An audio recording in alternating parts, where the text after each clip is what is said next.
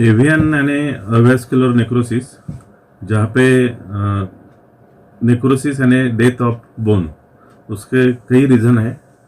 जैसे alcohol consumption या कोई रिलेटेड दूसरा ट्रॉमा रहता है, उसकी वजह से वो बॉल का जो रहता है वो ब्लड सप्लाई कम होने की वजह से बोन का डेथ हो जाता है। उसको अवेस्कुलर नेक्रोसिस बोलते हैं।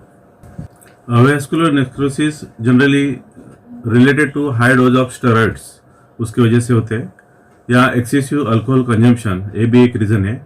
और जनरली एज ग्रुप 20 to 50 में कॉमन पाया जाता है। और इसके सिम्टम्स कई पेन इन जॉइंट्स रहते हैं, मेनली हिप जॉइंट इन्वॉल्व होता है। यहाँ स्कैपॉइड बोन जैसे हाथ में वगैरह जो स्कैपॉइड रहता है, वहाँ पे भी ब्लड सप्लाई कम होने की वजह से कुछ मार लगता है, तो उसका अवेस्कुलर नेक्रोसिस होके वो भी बोन डेड हो जाता है। और कई सारे कॉजेज भी रहते हैं इसमें, जैसे कोई ट्रॉमा होता है, कोई एक्सीडेंट होता है, एक्सीडेंट की वजह से जैसे हिप डिस्लोकेट होता है, तो उसके वजह से भी उसका ब्लड सप्लाई कम होने की वजह से हेड ऑफ द फीमर जिसको बोलते हैं, वो डेड होने के कारण अवेस्कुलर नेक्रोसिस होता है। दूसरा रीज़न है कि जहाँ पे ब्लड सप्लाई कम होने का रीज़न है, जैसे फैट डिपोजिशन होता है वेसल्स में, वो भी एक रीज़न है। और सर्टन डिसीजेस रहता है, जैसे कई कम्युनिटीज़ में सिकल सेल डिसीज रहता है। सिकल सेल डिसीज में भी ब्लड सप्लाई कम होने की वजह से पर्टिकुलर हिप जॉइंट में इन्वॉल्व होता है, वो अवेस्कुलर नेक्रोसिस, वो हेड का होने की वजह से बोन डेड हो जाता है। और बाकी के रीजंस है कि लगभग 25% जो उसका अननोन रीजन रहता है, उसका कुछ कारण नहीं रहता है होने का, यही एक अवेस्कुलर नेक्रोसिस। प्रोटीन्स लेना तो जिम वाले जनरली प्रोटीन्स लेते हैं, लेकिन जो स्टेरॉइड है, मेन रीजन अवेस्कुलर नेक्रोसिस का हाई डोज ऑफ स्टेरॉइड, उसके वजह से काफ़ी वेसल्स में ब्लॉकेज आता है, और वही एक रीज़न है अवेस्कुलर नेक्रोसिस होने का। और बाकी तो जैसे मैंने बाकी रीज़न तो है ही जो बताया है कि अल्कोहल कंजम्पशन और बाकी के मेडिकल डिसीज है, वो भी रिलेटेड है। यंगस्टर को मुझे यही कहना है कि आप प्रोटीन डाइट ले लीजिए, लेकिन जैसे स्टेरॉइड इंटेक रहे वो बिल्कुल अवॉइड कीजिए, वही एक मेन रीज़न है जिसकी वजह से ये डिसीज होता है। स्टेजेस रहता है डिसीज का, जनरली 4 स्टेज रहता है ये डिसीज का। तो पहले स्टेज में जैसे एक्सरे में तो कुछ दिखता नहीं है, फर्स्ट स्टेज में, उसके लिए फर्स्ट जैसे पेन रहा है कुछ जॉइंट में तो एमआरआई करना जरूरी रहता। उस स्टेज में अपने को एमआरआई में फर्स्ट स्टेज पता चलता है। फर्स्ट स्टेज में अपन प्रिजर्वेटिव कंजर्वेटिव ट्रीटमेंट कर सकते हैं, जैसे ऑपरेट कर सकते हैं, लेकिन बॉल रिप्लेसमेंट की जरूरत नहीं रहती। उसको कोर डिकॉम्प्रेशन बोलते हैं।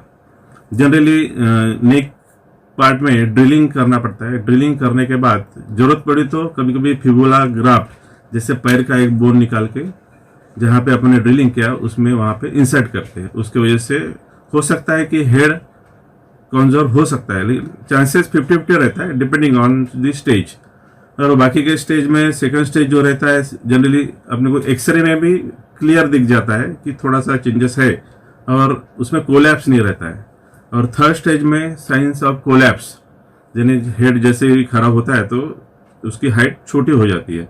और स्टेज 4 है जो कोलैप्स ऑन एक्सरे भी दिखता है, और ऑस्टियोआर्थराइटिस भी होता है, जैसे कार्टिलेज डैमेज भी होता है। वो जैसे 4 प्रकार के स्टेजेस है, उसके हिसाब से ट्रीटमेंट अलग अलग है। सिर्फ अपन कंजर्वेटिव ट्रीटमेंट फर्स्ट स्टेज में कर सकते हैं, बाकी स्टेज में जनरली अपने को हिप रिप्लेसमेंट करना पड़ता है। नहीं, वो सन के कांटेक्ट में काम आने की वजह से जनरली विटामिन डी डिफिशियंसी होता है, उसकी वजह से कैल्शियम कम होते हैं।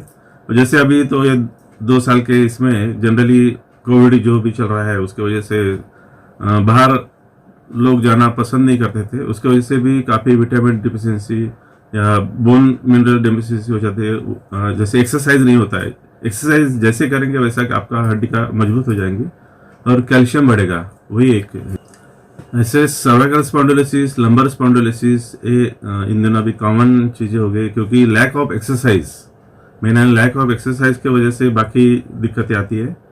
और जनरली कोई भी काम करते हैं तो बेंड होते हैं, अपन कुछ वेट उठाते हैं, तो प्रिकॉशनरी जो भी काफ़ी चीज़ें उसमें बताने लायक कि ऐसा नहीं करना चाहिए, वैसा नहीं करना चाहिए।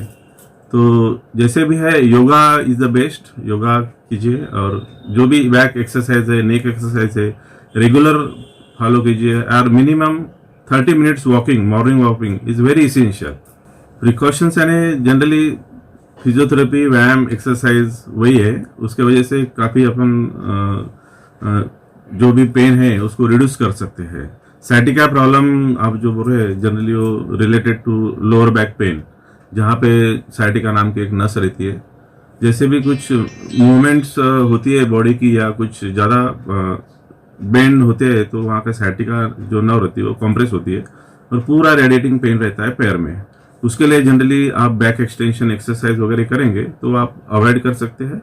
और डेली जनरली ग्रीन वेजिटेबल्स या कैल्शियम युक्त जो भी खाना रहता है वो आप खाएंगे तो उससे काफ़ी कम हो जाता है। पेन किलर तो अवॉइड ही करना ही चाहिए, ठीक है, 10-15 दिन पेन किलर वगैरह सफिशिएंट है, लेकिन कभी कभी पेशेंट अपने आप ही, जैसे एक बार प्रिस्क्रिप्शन दे दिया डॉक्टर ने 5 दिन का, तो अपने आप ही वो फार्मेसी में जाते हैं और पेन किलर ले लेते हैं। वो टोटली अवॉइड करना ही चाहिए।